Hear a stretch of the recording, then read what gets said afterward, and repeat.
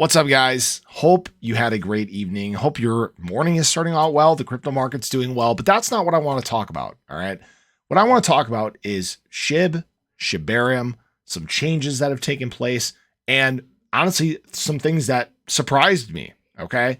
So I had questions yesterday. People were talking about the possibility of bone being burned instead of shib. And I see now where these questions stem from, and I want to get into this. So when we look at, Shibarium, it's continued to do well. All right. Another day, 7.6 million transactions. This is awesome, right? We can obviously see the burn fees still insanely high, over 8 cents. Now, what some people have been asking is, hey, we saw that bone may in fact be being burned instead of shib. And what this stems from is actually a hard fork that occurred. Apparently there was a Shibarium hard fork. Were you aware? I wasn't aware. I wasn't asked. Did not even know that this was going to happen. And guess what? This happened at block height 1962000. And that time is in the past. We have already hard forked to a new era when it comes to Shibarium. Now, what's interesting about this is they said we are undergoing a swift hard fork at Bohr block 1962000 to enhance our burning mechanism, enabling support for multiple burn tokens, namely bone and shib. And this is where this comes from. This is where people were asking these questions. And do I agree with this? Not necessarily. Was I asked? No, which is kind of strange because, again, remember, this is supposed to be a decentralized ecosystem.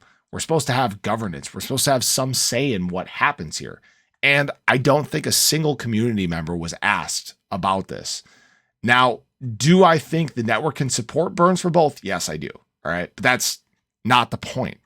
The main point was supposed to be removing Shiba Inu supply. That's why this, part of the reason this network was created in the first place. Now, I do agree with some of it. They said the change is aimed at aligning more with scalable and efficient infrastructures, which is fair. The amount of transactions on Shibarium, insanely high. It is a big load on the network. I know that there was something that needed to be done to fix the scalability, especially as we get into times where there are even more transactions than this.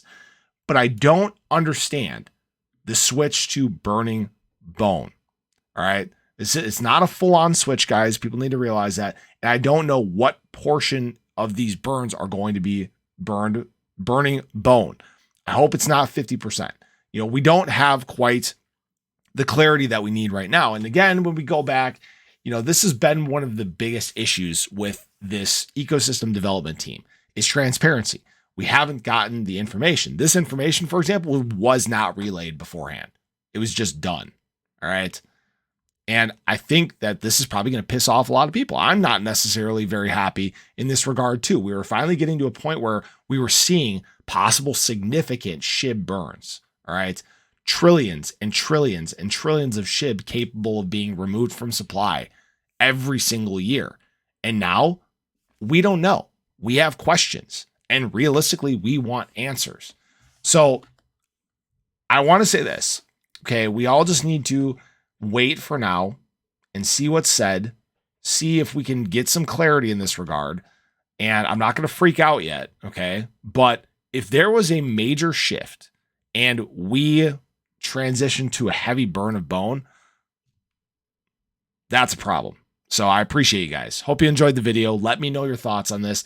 But I hope you guys have a great day, and I'll catch you in the next one. Take care.